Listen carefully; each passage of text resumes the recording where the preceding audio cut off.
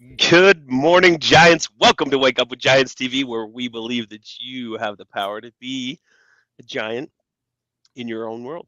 And today, sit on back, go pop a thing of popcorn in the next 30 seconds because we're going to sit back and relax and listen about trauma therapy and self discovery from a very amazing giant. It's time to wake up the inner giant.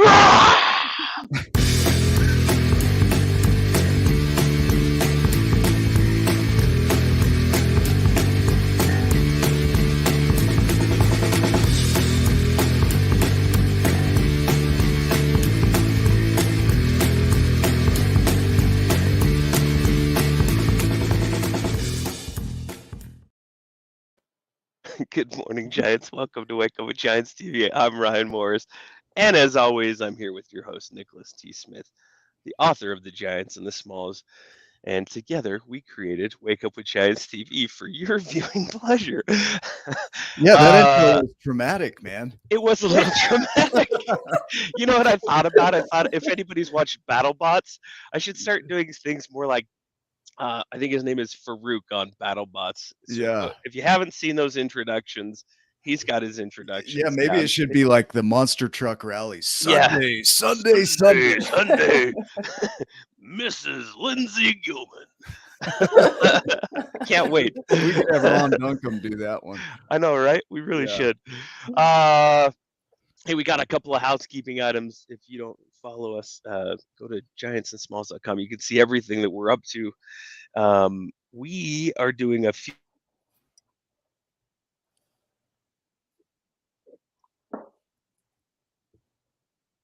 Guts. You may want to check it out because, oh my gosh, we did one yesterday, and it was so freaking rad. Like it will not scare you if you understand AI and how it's going to affect literally everything. So that's coming up July 22nd. You could probably sign up on giantsandsmalls.com. If I know Nick Smith, there's a sign up link just about everywhere around there. July 19th is our SG 11, Assume Gigante 11. That is our 12-week training, or 8-week training. Unless you want to come for 12 weeks, we might not be there for the last 4. It's our 12-year training. It just keeps going and going. It's our 12 journey training that lasts 8 weeks. How about them apples? And there we deep dive and show you how to be a giant in your own world. And Jen Walter, the Queen of Cotton Candy, she says, yes, she nicknamed you. I'll tell you that story here later, Lindsay. Okay. You have a new nickname. I do? Yeah. Oh, okay. Yeah. Steve Hardison's Rock Candy. You're the Queen of Cotton Candy. Oh, yeah. I like it. I think I'd love to know where it came from, but yeah. But without further ado, if there's nothing else, Mr. Nicholas T. Smith, do you mind introducing our guest? I don't mind, actually. Oh, yeah. Good. Well, that would be awkward if you did. Yeah, I'm like, I don't want to do that. Our guest today, she embodies the essence of a true giant through her transformative work. Lindsay Gilman is a renowned trauma therapist, holistic health practitioner, and coach. And her expertise lies in the realm of the nervous system regulation and the profound impact of trauma and grief on our mental and physical health. So beyond her professional accolades, she's a loving wife, mother to 3 beautiful girls, a gifted writer, an avid yogi, and a cherished friend to many. So Lindsay's passion is to guide others on their journey to self-discovery, helping them unlock their innate healing capabilities and providing the unwavering love they need as they journey within. So let's dive deep in this enriching conversation. Lindsay, welcome to the show. Oh, thank you for having me. I'm so excited to be here. Yeah. In fact, I don't ever say enriching, but AI does. that intro was written by AI. It was beautiful. That was gorgeous. Yeah. Well, this is a useful topic because it really does affect a lot of people. And I think many people don't realize that they even carry trauma. And I've heard, ideas that neglect and trauma are registered the same in the body. And So for us, when we do our 12 journeys, this is all about, the root journeys, what we're going to be talking about today, which is the inner work, the inner healing, really getting to the core of the stuff that's holding you back. And so, but we also want to tie in you and your experiences and what led you to this. So we're going to blend those two worlds with your knowledge and philosophies and understandings, but we want to go through your journey. Yeah. So if we can kind of go back in time with you, why did you decide to do this? Of all the things you could do in life, what led you to this path and what woke you up to being on this? Yeah. Yeah. Thank you. Yeah. It's a very personal journey. Okay. And so about 6 years ago, or 5 years ago, I was about 4 months postpartum with my third daughter, Bohem. And I woke up one day completely different than I was the day before. I was unable really to get out of bed. All of my fingers and joints and the muscles were hot and swollen. I had a swollen tongue. I had a difficult time swallowing. Am I having an allergic reaction? What's going on here? And it continued on, and it became worse and worse and worse to where I was having really horrible digestive issues, having a really hard time digesting food. I developed severe insomnia to where I was like, somebody sedate me and put me away. It was horrific, which also then kind of snowballed into pretty bad anxiety, panic, depression. I became a shell of a woman that I was before. And my cat's meowing here. You can't hear him. Stop meowing over there, Nick. He's like, I don't like this story. Yeah, he's like, I remember this. Stop it. And it was one of the scariest times of my life because prior to this, I was what I would say a relatively healthy person. I was active. I had no health issues. And I was now this mother of three daughters at this point, and one's an infant. And I was really unable to take care of myself, and definitely not my family. And this is also at a time when all of my family actually left Washington State where we were living. And so they moved to Arizona. And so we felt very alone with not a lot of support, not a lot of family support. And so I went to countless doctors, specialists, naturopaths, all of it, running tests, the gambit of everything. And basically they told me that there was nothing wrong with me, and that it was all in my head. It was stress, which is funny because it was kind of that. But at the time it was so upsetting. It's such a heartbreaking thing to hear, right? When you're absolutely desperate for answers and you're not getting anything. Yeah.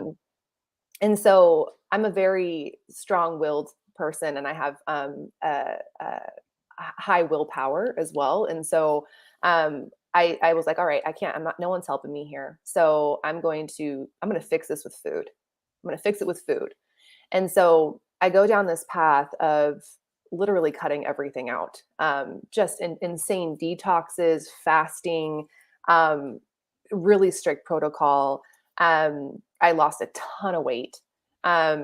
And really didn't get 100% better. I started feeling a little better here and there. Obviously cutting out some, shitty food and things like that, it does help. But overall, my symptoms were still there, lingering in the background, or sometimes they would come right up to the surface. And so it was this constant hypervigilance over everything that I was eating. And it became extremely toxic, that way of being with food. And it was actually very reminiscent of when I was much younger in high school, where I was very restrictive of food, but for aesthetic reasons, right? And so it was, now I'm doing it for health, but it's the same very dysfunctional way of relating to my food. Yeah. And so I did that for a couple of years, actually, to where I was only eating like raw fruits and vegetables, juiced, like once a day. I mean, it was crazy. And I hit a breaking point where I was like, this is not a way to live. This isn't health. This isn't vitality. There's something else going on here. And I decided to go in. And I realized that many of the things that I was experiencing weren't even mine, that it goes back in my family line, on my mother's side. And many of the symptoms I was experiencing were very similar to what women in my family have experienced as well. Are you talking about epigenetics here? Is that what Yeah. you mean when you say that? Yeah. Yeah. Can you explain what that is? And well, this is what I think. So I think that what I witnessed as a child, and I'm not going to go into all of that, but what I witnessed as a child, yeah. I subconsciously took that on. That's what I believe. And as being mine. And there's a memory of mine that I told myself when I was like 9 or 10 years old that if I could take this away from my mom, I would. And sure enough, same age. Here I am same age as my mom. Here I am experiencing very similar things. Yeah. And can we pause right there? Yeah, I just want to make a point. So hang on to that so that we don't lose that, because that's really important. The idea that during development up until the age of 7, we are like sponges, really just absorbing everything.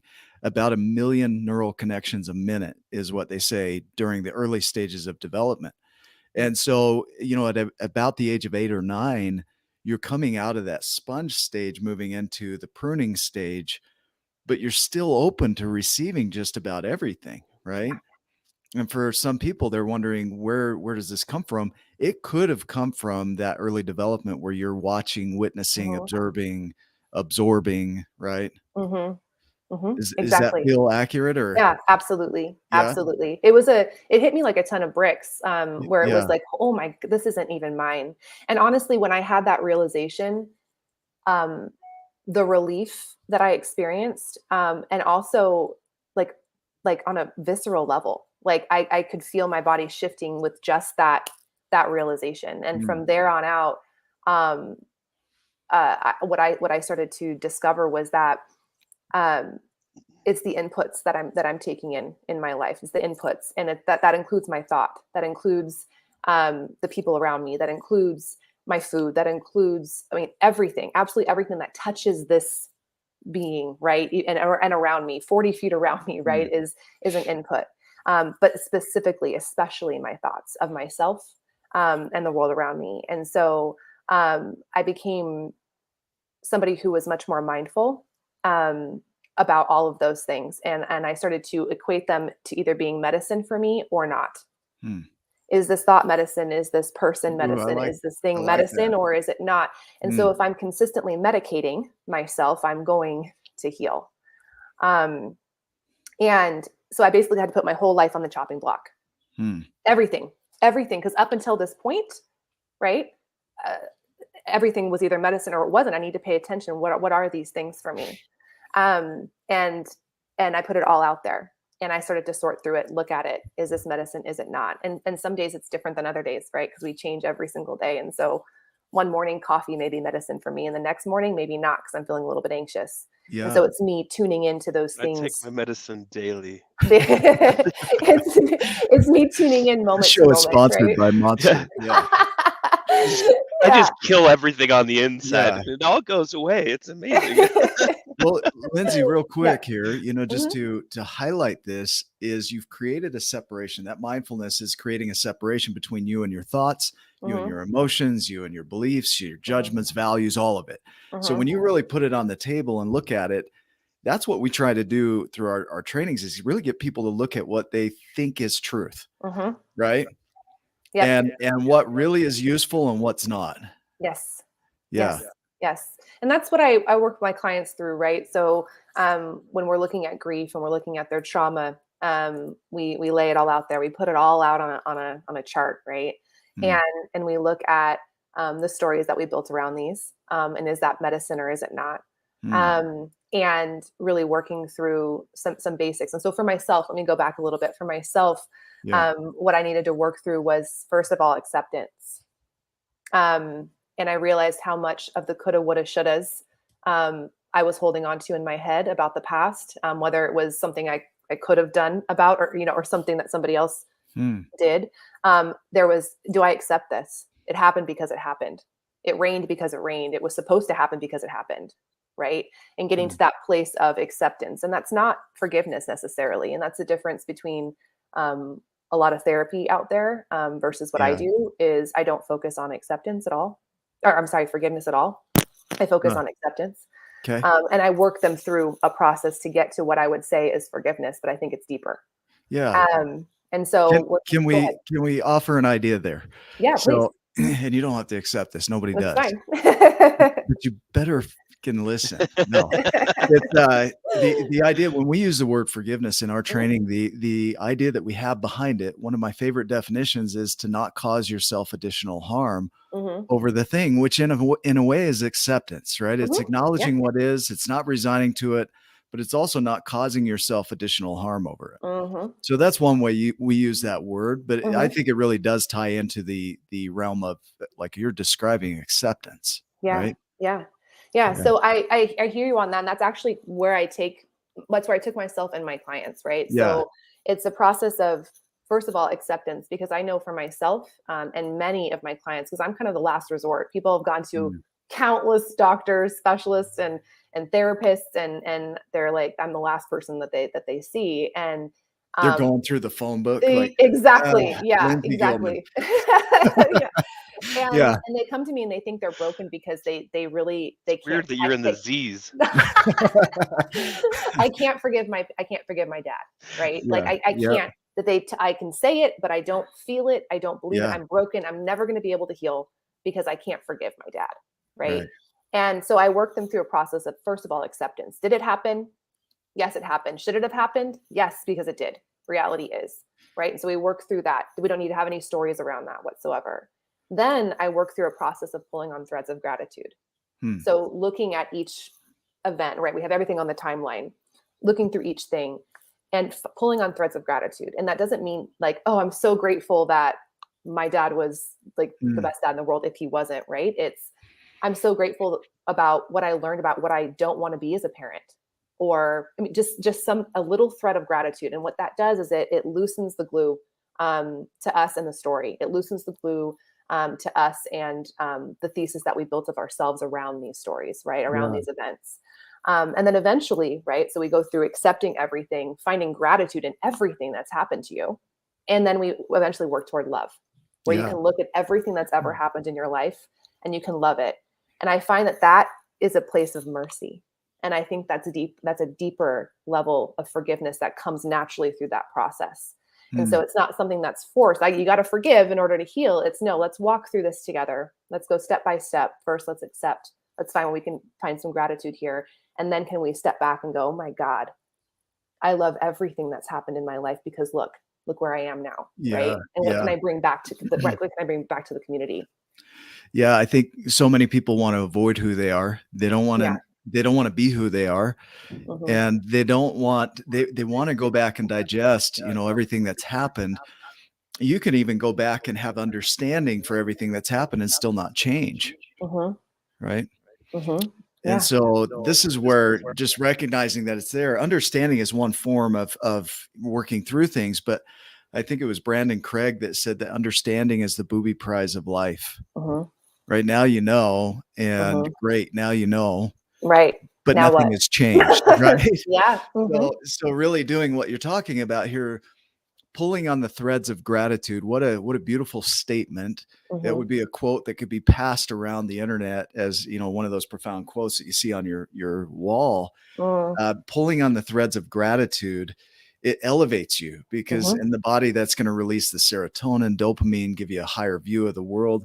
And we're not talking toxic positivity here, right? No, not at all. Not at all. And that's something that some people have shared with me that they're concerned about. That is we're just kind of slapping on some positivity on this and hoping that we feel better. And no, it's really working with reality. Like this has happened, and we have two things can be true with this, right? And so this thing has happened, and we can either tell a story of ourselves and the world around us based off of this neutral event, right? Or we can find where there's something that we learned from it. What can we gain from this? How can we come out empowered from this? So it's not trying to, put a sticker of positivity on it. It's actually taking it and no longer choosing to be the victim, choosing to be somebody who is taking everything that's ever happened in their lives and using it for their advantage, using it to empower themselves, elevate themselves, learn, grow, evolve, right? And I think that's the most powerful way to step through your life, is to not be a victim to anything that's ever happened. Beautiful. I know there's more to dissect here. Yeah. So I don't want to move on yet, but I do want to pull something into this. Yeah. When we go through our 12 journeys, we start with non-consciousness as a framework of how your body works. So when people understand their bodies and how it stores memory and how experiences are stored, and we use all of that to predict our futures, and then we act accordingly, based on our value systems, beliefs, perspectives, judgments, justifications, all of that affects our emotional state, which moves us into action or inaction. And once people are aware of how their bodies work, then they can start to work with, and I love the languaging that you use, work with the reality or work with your body to create it differently.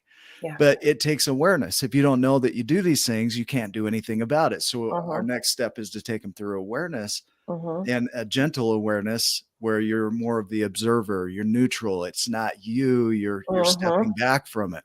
But then we notice that people experience grief because they start to look at what is and who they've been and their reality and the measurement of who they think they should be. Like Lisa Feldman Barrett talks about that measurement between what we think we should be and what we think others think we should be. And that's where they feel depression, anxiety, grief. And then we move toward acceptance, like what you're talking about here. But there's that really important piece of grief, which to us is the weightier, the heavier emotions. Dr. Gabor Mate, he said that, trauma is ungrieved grief. And that's the realm where I want to stick for a minute with you is, how do people navigate grief and heavier emotions without becoming attached to those? Does that make sense? Or is there another way we should be looking at that? No, I think that it's the way you hold it, right? And so grief is something that's held, and it's how you hold it. And so for me, the distinction that I like to use is there's a difference between being in it and with it. And so when you're in something, you're immersed in it. You are drowning in it. You're saturated in it, right? When you're with something, you're sitting next to it. Right, you're next to it. You're with that it. Feels a lot better just saying it like Doesn't that, it? right? Yeah. And so we're not telling it to go away, right? But we're holding it differently. We're tending to it differently, right? When you're with something, you have more of that observer stance, right? You're more of a witness than when you're in it. You're not the observer. You're a part of it. And so that's something that I teach. I love to teach my clients, and that distinction lands differently for everybody, right? So what it means to me might mean something different to a client of mine, and that's totally fine. But I want them to start practicing. What does that mean to be in it and to be with it? And so that's the first part. And so moving them into a place of being with their grief versus being in it. And then when they're with their grief, it's starting to look at it in a way where we can be appreciative of that grief, because that means that something mattered. We're grieving because something mattered. And how beautiful is that? Can we get a little philosophical here? Sure, please. Yeah. Yes, I love that. Of course. I like to go off a little tangents. You can tell them no. No, yeah. This is like no, my Nick. favorite. So yes, please, let's go. The idea of attachment. So in grief, I think it's Andrew Huberman, Mary Frances O'Connor, they talk about the importance of attachment in grief. If we don't attach to something, we don't grieve it. We just don't feel sad about it. Right. If we can't access it in time and space, we don't feel sad about it. And there's another statement that says that attachment is the grand illusionist, because we think we have something. We think that everything is permanent, that things are going to stay the way they are, that they're never going to go away, that we're going to have what we imagine or dream. And so I want to create a philosophy here with you around attachment and detachment. And how do you play with these so that you can navigate your grief? Because grief means you loved. Queen Elizabeth, I think, said that grief is the cost of love. And so you're in that space where you love deeply something, someone, right? And so you become what you call bonded or attached to that. But do you really ever become attached to it? Or is it just this construct that you have in your mind around what attachment means to you? And does that make sense? Totally. And I think Yeah. I think it's the latter. Okay. But even in that, this is our experience right now, right? So even Yeah. if it is a construct, it's what our experience is. Right. And Okay. so I think getting lost in the philosophy of that, it takes away from the humanness of our experience maybe a little bit. Okay. And that like overwhelmingly grief is a human it's a human experience. This is something that we experience on a human level. I don't think as spirit we do, but as humans we do, because in our spirit form we know that we're not separate from anything. But as humans we do experience that separation, and I believe that this human experience that we're in is a form of separation, and just in general. So while we're here and while we're being humans, grief is a very real while we have to be emotions. humans. While we have to be humans while we're here, grief is a very Yeah. real human experience, a very real emotion, and I think it's something that we chose to come here and feel. And so in that, knowing and understanding that we can't experience grief without loving, without being attached, right? Without something mattering. Yeah. And so we can find and understand that we'll always have that experience. And so if you're grieving right now, you will have waves of that grief hit you throughout the rest of your life. You can't avoid that. It will always be there. But it's how we're navigating that and how we're living and holding it, right? How we're experiencing it and our relationship to it. And so when we're overwhelmed and in it, it can just devastate our mind, body, and spirit. But when we're able to be with it and see it for what it is, and work with reality and work with stories and work with acceptance and work with gratitude and love and all of those things, we can dance with it in a really beautiful way. And that's really where I want to take my clients and myself, even, is knowing that we're not broken and experiencing grief and trauma. It's actually a really beautiful, enriching experience, actually. And for me, I'm grateful for everything that I've ever went through. I love my grief. I love my trauma. I love all of those things because it's made me who I am. And it's made me somebody who can relate to anybody, who is much more grateful in the present moment, in the right now with what we have. And it's made me love in ways that I didn't think I was even capable of loving. And that's really what I want to work with my clients through, is getting to a place of that acceptance. And where can I find my superpower in this? Yeah. The beauty of your experience. So your adventure that you went on, your journey, started with this postpartum depression, postpartum trauma, the word trauma meaning to turn the wound, that it just isn't healing properly because it keeps getting turned. And the growth that came from that experience. And I think we live in a society where we're taught to look out here for solutions and bring those into us, right? So as though, it's outside of us to heal it. But what you're doing is you're going inward with people to go along with whatever's going on in here to create a new expression of themselves in the world. That's right. Because that's really what's happening. We're not bringing stuff into us. We're expressing stuff from who we are or who we think we are. So when you can sit with somebody and really navigate their emotions and navigate the judgments and the thoughts that are coming up and the belief systems and the stories, we are creatures of metaphor. Going back to the story of Gilgamesh, I think 25,000 BC, right? We are designed for story, and we tell ourselves these stories. And then we start to believe those and hold those as truths and important. And then everything expresses from that. And you're helping them to rewrite it. Yes. Yeah. Yes. And I mean, let me go back just a little bit here. Yeah. I don't think that it was I don't think that I got sick, from postpartum. What I think it was that was like the last nail. I think it was a lifetime, my entire life, of living in consistent fight or flight, dysregulation, hypervigilance, people pleasing. Basically my trauma was around mental illness within my family. And the story I told myself was, if I am not perfect, if I don't please everybody, someone's going to die. It was that extreme for me. Holy cow. And so walking through my entire life of, if I'm not what this person wants me to be, if I am not producing what people want me to produce, if I am not being who they want me to be, someone's going to die.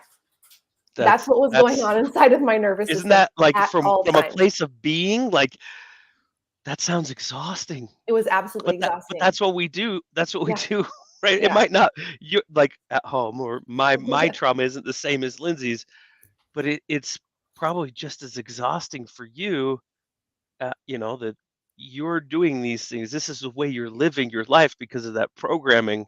And that's a pretty extreme thing, like in a lot of people's views. Like, somebody's going to die if I don't take out the trash today, or if I don't feed my kids. They might die, but they probably won't. They can eat lunch, they can eat dinner, they can, you know, like there's all these rational, really rational ways of thinking, right? Because of the trauma. Yep. That's the story.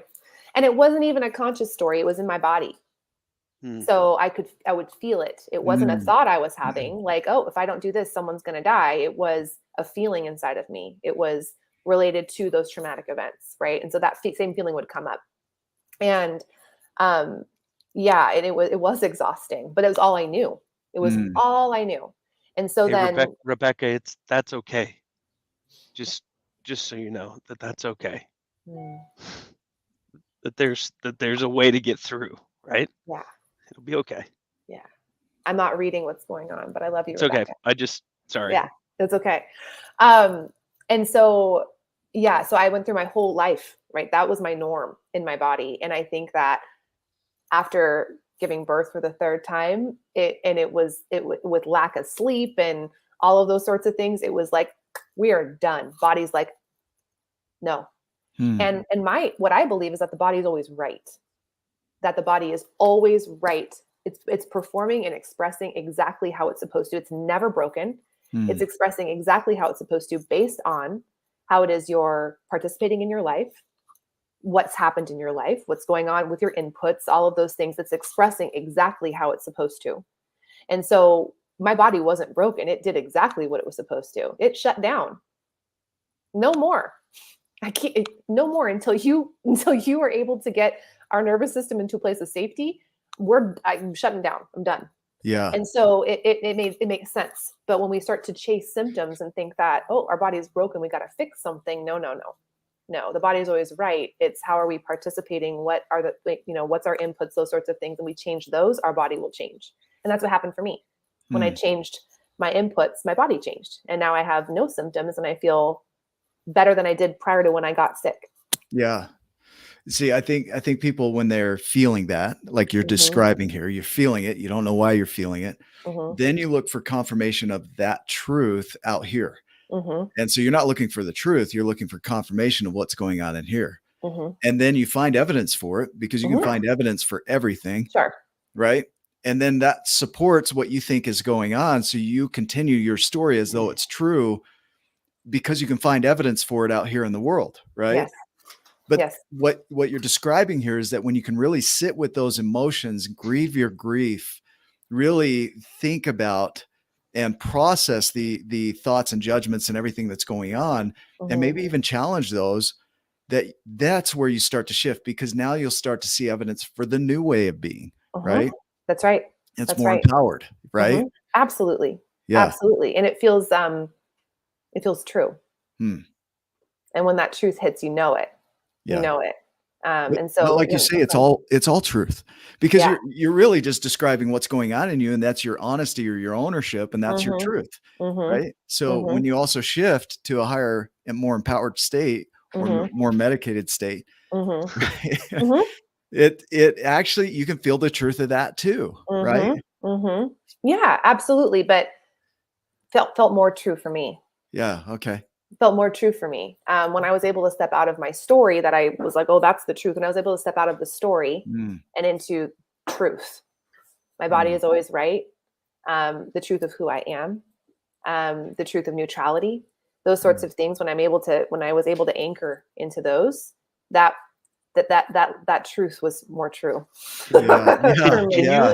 dive down a little bit, like okay, so we talk about this, there was that shift in this story, right? He changed. Mm-hmm. But a lot of people at home would be sitting back and going, well, okay, well, of course she could do it. Or, or yeah, that sounds easy, but for me, it's hard. Mm-hmm. I know that it was hard Yeah. Oh yeah.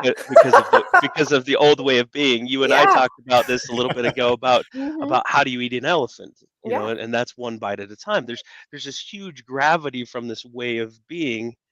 Can you dive down just for a couple minutes of some of the shifts you started making, some simple things that you started going down Mm-hmm. um, that path on? Yeah. Does that make sense? Yeah. The first most important thing for me and for all of my clients is separating yourself from any sort of a diagnosis or thinking that there's something wrong or broken.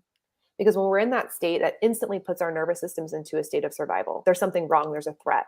You cannot heal when your nervous system is in fight or flight. It won't happen. You don't have the chemicals pumping through the body in order to make that happen. And so really getting to a place of belief, right? And that can take some time. And working with clients, and for myself, for example, it took me some time to go, really? Like, there's nothing to fix here. Like, physically, like, there's nothing I can take that's going to make me just instantly feel better, right? It took me a while to get there, and I'd bounce back and forth in this kind of wavering, like, ugh, I feel like maybe I should go see this person or go try this modality or whatever it is, and this biohack, and think that, okay, this thing's going to fix me. But really ultimately getting to a place of, no, my body is right. There's nothing to fix.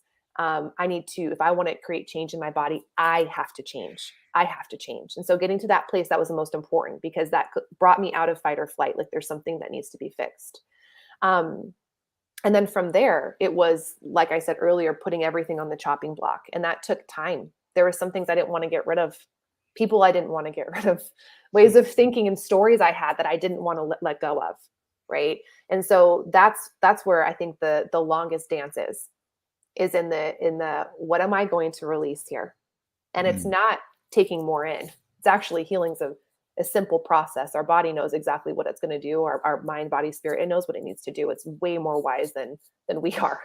And so it's a matter of simplification. And so it's the releasing, it's the letting go of things that I was attached to, whether that was a thought, a person, a habit, a whatever. And there's still times, right, where I know this thing's not medicine.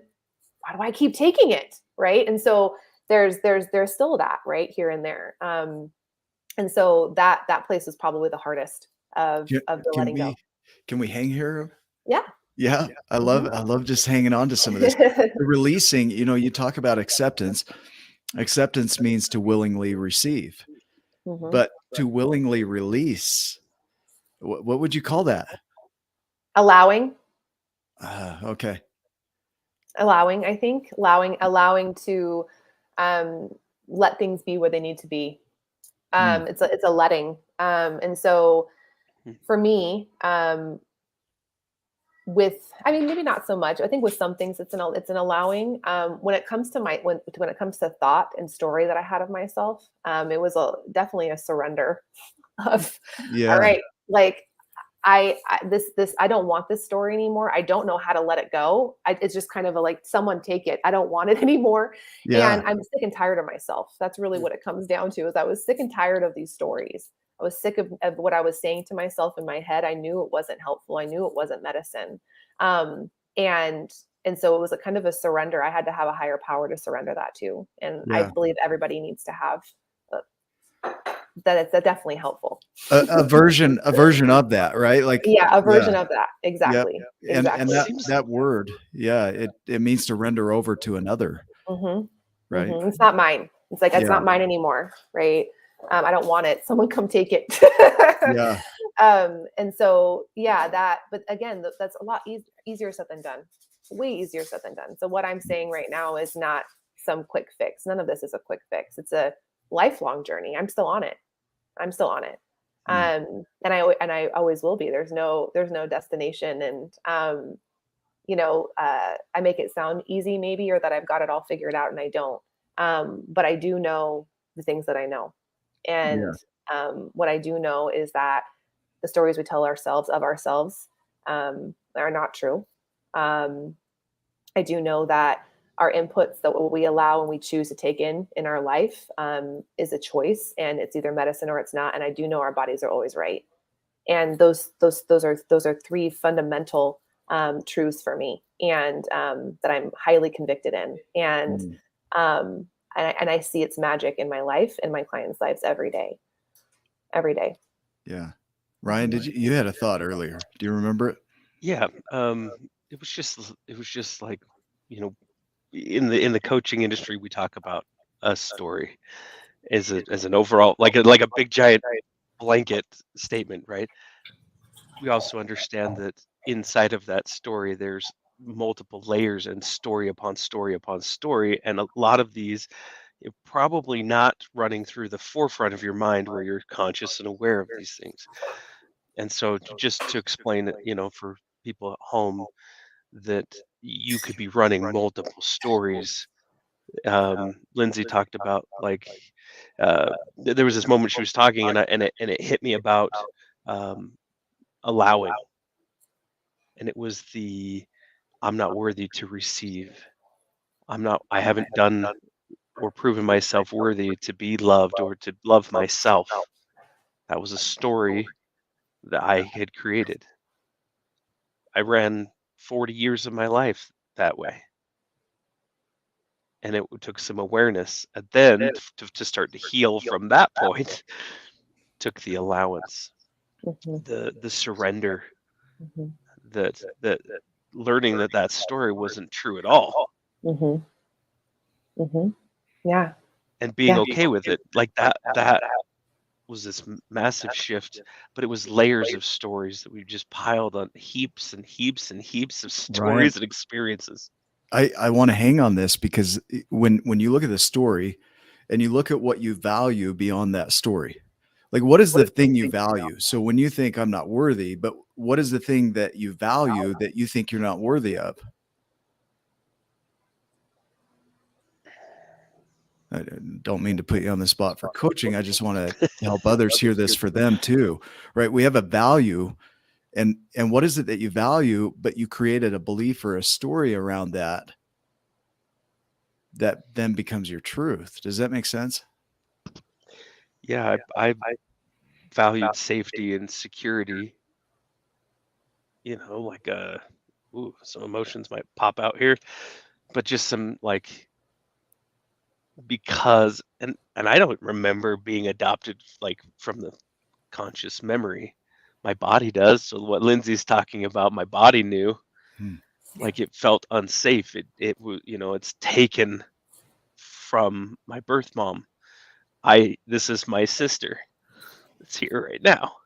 This is my half sister, but a full sister, Stevie. And I didn't get to know her until later on in life. And there's this sense of not belonging, this sense of not, even though I was very loved, my family's amazing, and my birth mom, who did give me up for adoption, is amazing. My body wanted the safety and security of mom and dad, and belonging. And so I created this story about that I needed to prove myself so that nobody else would leave me. I needed to surround myself with as many friends as possible so that if somebody did leave, I had thousands right behind them. I did people pleasing like nobody's. I was no longer, but I was a black belt in people pleasing. And it was the stories and heaps and heaps and heaps and all these things, the big rubber band ball that I mentioned, just kept putting a rubber band on this ball, and eventually got so huge it dictated all of my life and how I was showing up in the world. And pulling back some of those rubber bands and having that those realizations was massive, and I couldn't do it alone. It took a ton of coaching and a lot of different people and a lot of mirror work and self-love to come to a place where that, and it still comes up, but it's still to be at a place now where I can say I am great with myself. I don't need anybody else. I just need me. I love other people. And from that space, oh, the freedom to just shift that. Oh, it's amazing. So anyway, enough about me. It's so beautiful. I see that as useful, as people are really diving into the story, like you described, Lindsay, to recognize where this all originates from. Some of it goes back through our family history, our genetics, right? Some of it gets developed at a very young age and we don't even know it's there. We take on things that aren't ours. Some of it happens through experiences throughout life. There are so many dynamics to creating who we think we are, but most of it goes back to these essential needs that we have: safety, security, belonging, self-actualization, right? Reaching our potential. And then we create values around those. And then those values, we establish beliefs around those values. Like those things are important to us, but then we create these beliefs, these limiting beliefs of, well, I can't have that because, and we justify why we can't have it. When we could very easily, with practice and lots of time and hard challenges, very easily, change that to another more empowering belief. And but the work that you're doing is to sit with people, if I hear this correctly, just like you did for you, to sit with people in their emotions, to navigate and discover what's creating those emotions, to fully allow and accept those emotions, to pull the strings and tug on the strings of gratitude, to elevate their view of the world. And then what? You just drop them off and you're good to go.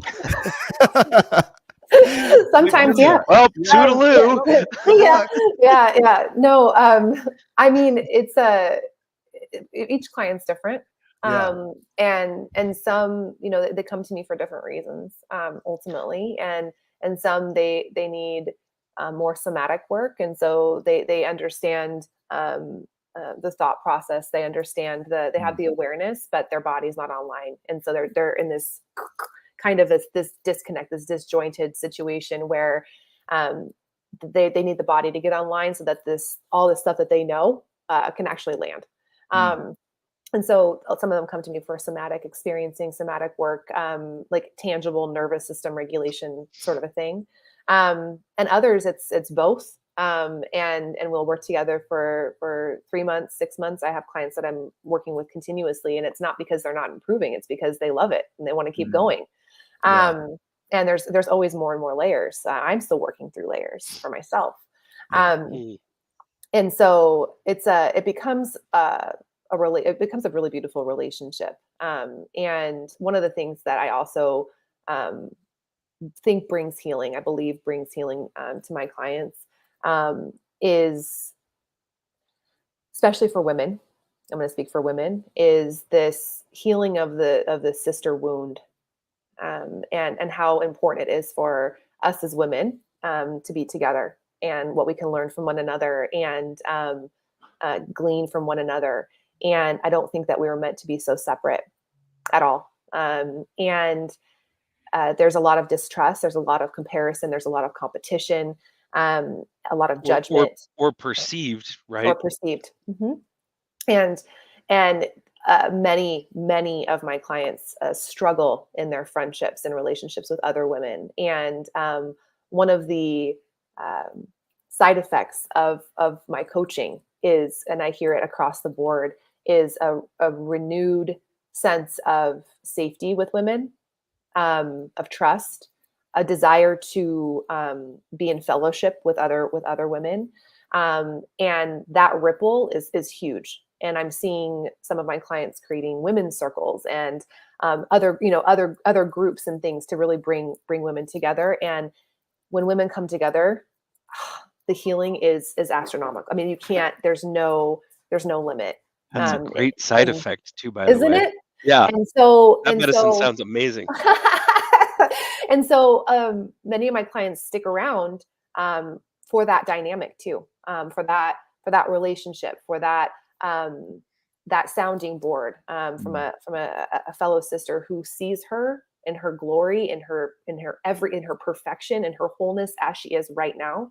And that alone, right? That space alone is healing.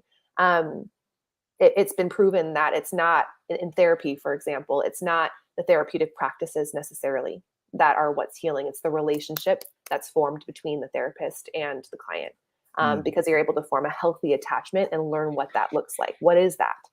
And so then that becomes the compass, that becomes the North Star of what other relationships can be. You glossed over the part Sorry. about you doing your own work. I did. And you're just like, and I did, and there's moments it comes up for me, blah, blah, blah, blah, blah. But here's the interesting thing I want to point out is that Lindsay does her work, that it's hard for her too sometimes. That it's she has her doubts, her fears, her worries. Do you think that I'm like talking to everybody like they're sitting right in front of me? They are. Yeah, Hi. they are. Yeah. But do you think that Lindsay doesn't feel, right, that old operating system of that if she does something wrong, that somebody's gonna die? Oh yeah, it's still there. You should see the text message I wrote my coach yesterday. It was just beautiful. Just kidding. Right? It was not. Right? Like that's the thing is that I was like, this is gonna be ugly, and I'm like, yeah, brace yourself. You should bring him on. He could really attest to that Lindsay's always doing the work too. But that's the thing is that it's gonna show up. Lindsay's bat speed has gotten quicker and quicker. She can adjust and shift much quicker. I'm going to share this, Lindsay. I'm asking for forgiveness more than permission here. But I asked Lindsay about how she saw herself versus Steve Hardison. The difference is that Steve Hardison has just learned to shift quicker. That's it. A little bit of time, a little bit of different experiences. That's it. He's not any better than anybody else. He's not on any other level, if you will. It's a linear, it's a line, it's awarenesses. It's just maybe, hey, you didn't, maybe you were 30 when you figured it out. Awesome. I really do wish I was 30 when I figured this out, or 20 or 10 or 5, or, much quicker than I did, and I'm sure Lindsay's the same, because there's probably some grief attached to that even, that you didn't learn this sooner, because what could you have done? But you did. You learned it now. You were coming into awareness of these things, and practicing and practicing and practicing. Life is a practice. It's an experience. And as you gain that experience, how awesome that now and now there's something that you can or can't do about it if you choose. That's freaking rad. So anyway, I just wanted to, since you glossed over that part. Wasn't intentional. No, I know it. I know it was just, but for sometimes it's really easy to talk like that because we've done that work, and so we're just trying to give as much information as we can. But I really wanted to highlight that Lindsay still feels vulnerable. She still feels scared. She still feels nervous and anxiety and small. Oh yeah. Right? Even though, I mean, look at her. She's amazing. She's a giant already. It's unheaping all of these things and then taking the medicine with the amazing side effects. That just felt so good. Versus those ads you see on TV where it causes like internal bleeding and hemorrhaging and rectal bleeding, herpes and and all kinds of things. It causes herpes. God, I wouldn't be surprised actually. You can get rid of gout, but it's going to cause herpes. Anyway, sorry. Who's been touching these pills? Yeah. Yeah. Oh gosh. Yeah, no, Lindsay, I'm always, every day there's something. And yeah, it's an ongoing journey, I'll tell you that. And one where I'm finding less frustration towards self and more amusement. I think that that's been helpful, is for me to take a more lighthearted approach to myself, because historically I've been so hard on myself. And so being able to be vulnerable and kind of laugh at the absurdity sometimes of the stories that I'm telling, and those sorts of things, and not in a harsh self-deprecating way, but in a lighthearted way of things not being so serious. And that really, really helps me, because I have taken things so seriously. And I still do. I can be pretty intense. But the more I can be lighthearted with myself, where it's like, oh, there it is again, and my coach had me name this kind of old story way of thinking being, and her name's Eunice. And so when Eunice comes out to play, it's like, oh, there she is. Like, there's Eunice. And I'm able to have a more playful approach to it. And that's very, very helpful for me. And that's not every day. Some days I'm not as lighthearted about it. But it's becoming more and more of a constant for me, which is, for me, it shows more healing. If we were to ask you, because we've seen today a demonstration of the gift that you are to the world, but if you were to create a legacy, the gift by will for the world while you're alive, and then when you're gone, what would you say that is? As we wrap up here, what is your legacy? What is the gift you're giving to the world with what you're doing? I believe that I spoke on it earlier.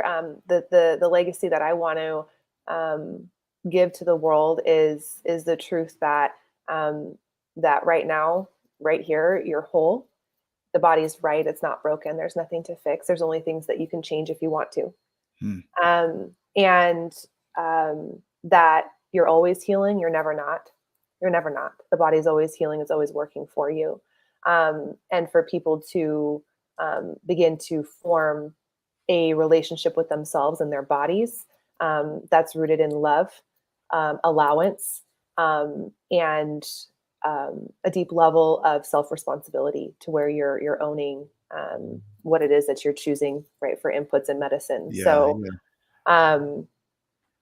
I see so much with people, this constant chasing and beating up their bodies that just won't work right, and all of that. So a lot of people that I work with have chronic illness, or a whole bunch of different diagnoses. So that's really the pool from which I coach in.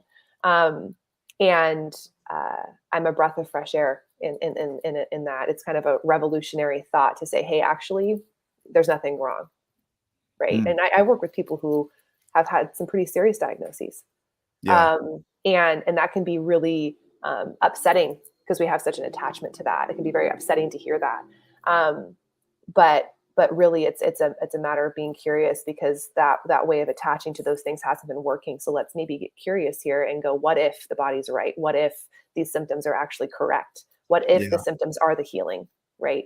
So for me, it's leaving behind a legacy of believing your bodies, and knowing that they're always working for you. And so how can you work with them to create the change that you're wanting to see? Amazing. I see that. I see that already, as a demonstration from today. This was a short conversation, just 1 hour. I mean, look at the impact that was created in 1 hour in a dialogue here with everybody that's been on in the comments. And imagine diving deep with Lindsay, where you really look into this, right? And it's just one-on-one, the kind of attention that could create in a person. That's what's available. That's a possibility.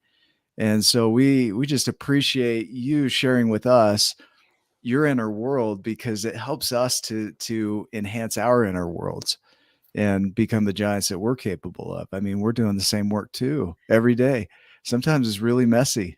Sometimes it doesn't look so good. You don't want to see it.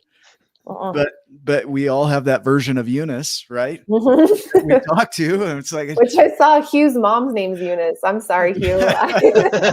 Yeah, well, he said you were right. Name, and somebody would chime in and say, hey, that's my sister. I'm sorry. Yeah. But just it is a breath of fresh air to hear that you are not broken is such a breath of fresh air for most people, because we go around diagnosing ourselves. As a psychiatrist once told me, we all have traits of something, and a trait doesn't merit diagnosis.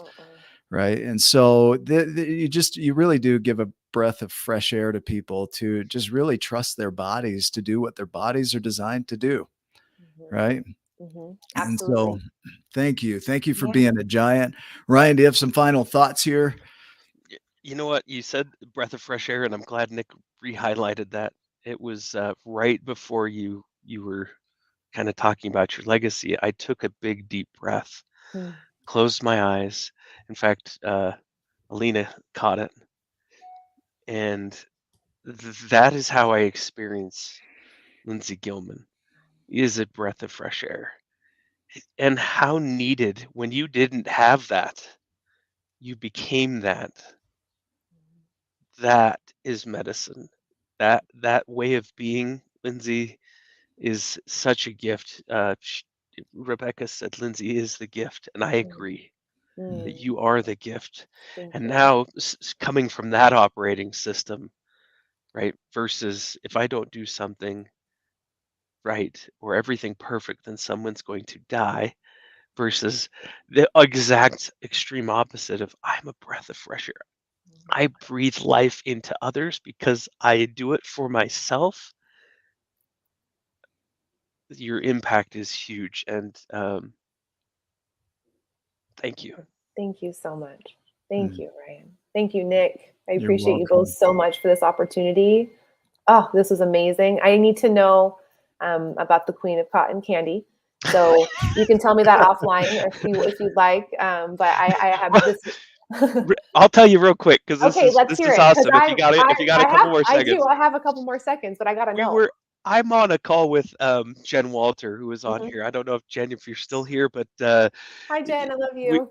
She's amazing, right? We were talking about you, and we were talking about Rebecca Holt, right? Yeah. And Jen's coming to Utah in September, I believe, to hang out with Rebecca.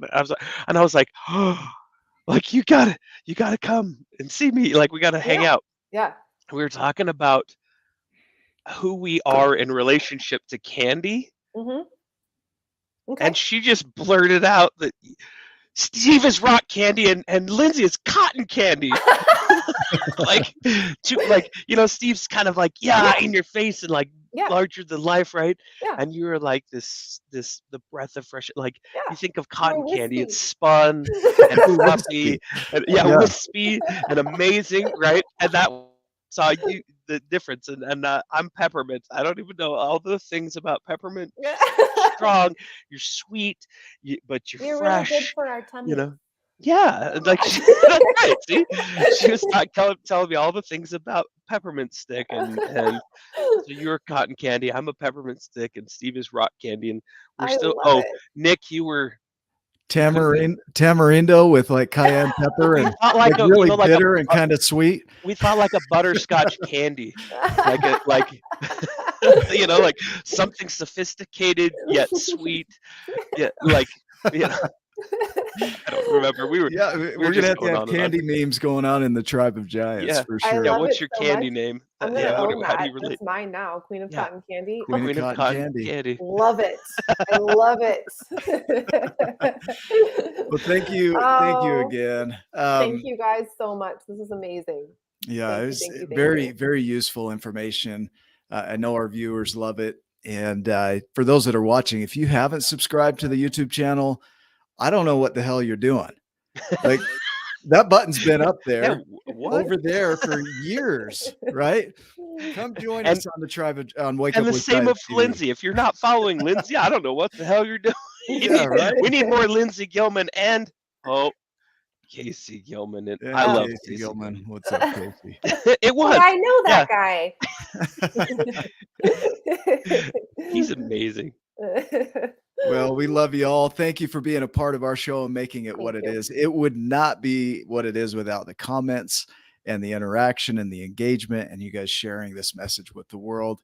Lindsay, thank you again. Go check out Lindsay Gilman on her Instagram page at Mrs. Lindsay Gilman, right? That's it. That's me. And she will treat you right, like a breath of fresh air and cotton candy, wispy. Yep. I don't have a website, only through like calls and word of mouth and referrals. And so if you want to get in touch with me, just send me a DM and we can set up a call. Awesome. Good old fashioned connection.